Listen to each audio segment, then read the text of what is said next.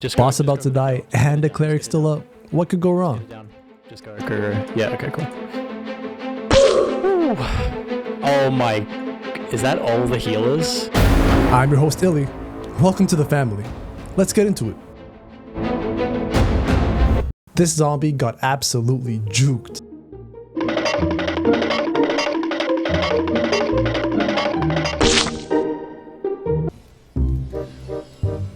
Wait. Oh, it's a surfboard! Wait, I have a skateboard! Oh shit, skateboard shield! Be careful who you gank out in the new lawless zones coming this month. You might just make an enemy for life. These douchebags are coming and killing me like this, and I'm writing their name down and I won't forget. That's what happens when you behave like that. Eventually you pick on the wrong people and it comes back to bite you. We will hunt them to the end of the earth, and we will camp them off this game. And some of it's going to be tough because Zyback's better than us. Zyback is a no joke damn good player, but when we bring 5 or 10 of us all together, we'll kill him. We'll find him and we'll kill him.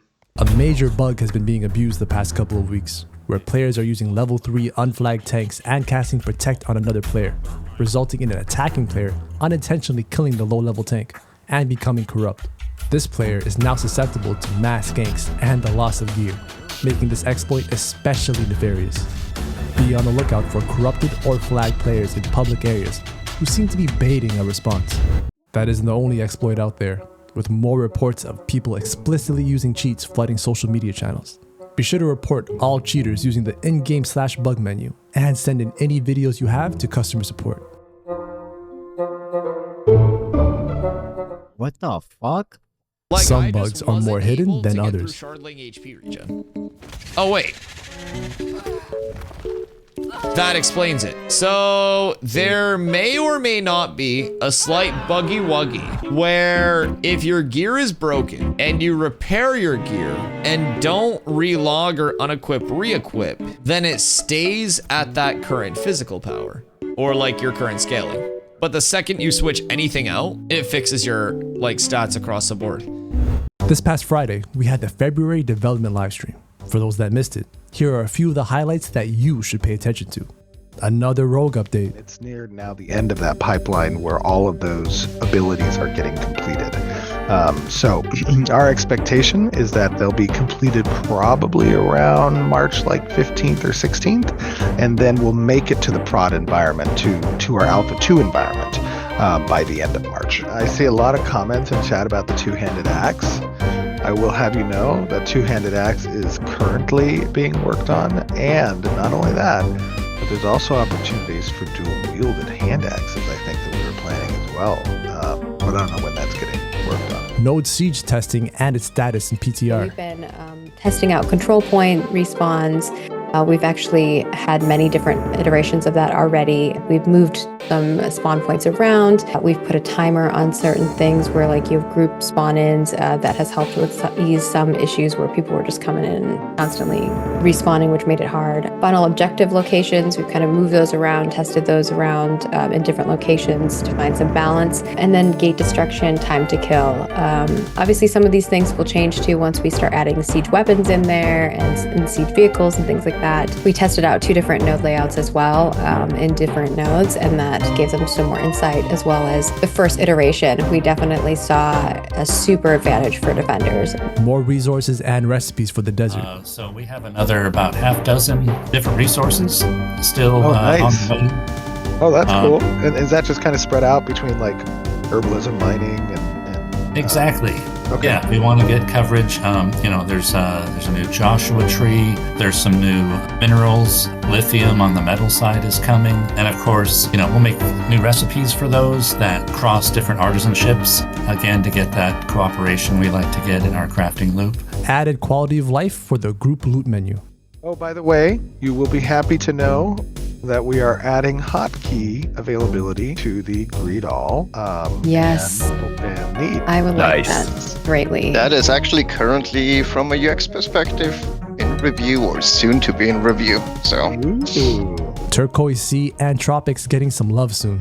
I really do want to be careful about what I say, but man, all of the cool, weird, high seas mystery and scary stories, we are jam packing that area with that kind of stuff. And so I can't wait until we get to show it to players, because I think it's going to be super cool for everybody, especially for our head over there. That was good. Hunting rework will completely change the way the game is played.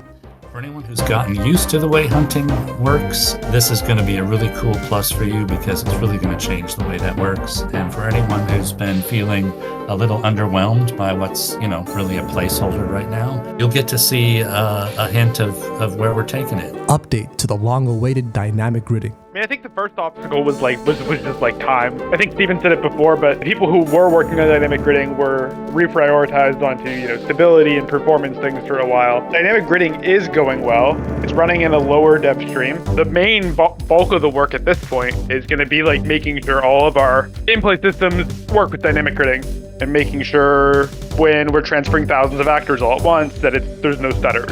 Gatherables having a static respawn timer. Yeah, the first thing we're gonna modify is update the gatherables to have a variance as initial variance, so that's not always gonna be at specific timers. So you cannot just create a perfect rotation and then rinse and repeat. So that introduces some competition. Hopefully we can get it probably by end of March update as well. Static rarity might be here to stay, in some form at least. These periods of static rarity are 24 hours at most, and it depends on the gatherable. But after that time, there's a new check, and it'll spawn somewhere else. And part of the reason we do that is because we want to create situations where there's friction and conflict, where people will fight over these things. We may want to consider this also from the perspective of veins of ore and larger nodes that happen that attract people to do multiple instances of interacting with those nodes until it's depleted. And it's that type of kind of player friction that can happen. These are one-time spawns, that the server gets alerted to. Oh my God, there's a huge vein of gold that's just been discovered that's releasing rare gold type. And it has a limited quantity that people can fight over while they're, repeatedly extracting from it. There's some potential interest there, I think.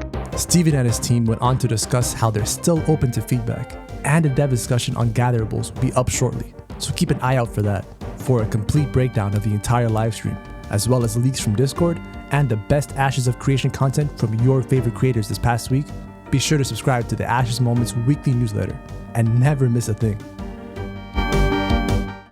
Now, back in the world of Vera, Dusty shows you how you're never safe, even in a town.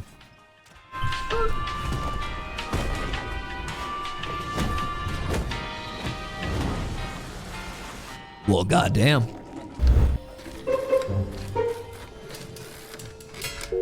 Yeah, Intrepid Studios, patch me through to your anti-botting team. Damage. That's only if it was there. He might have just lost it flat out because you lose 20%. Clayton, run! No, there's people on you! Run! I just died and it crit me. Wow. And now that's a true homie. Thanks for watching. Check out the video on your screen now for more Ashes Moments content, and leave a comment with what you're most looking forward to from the development livestream. I'm your host, Ily. Take it easy.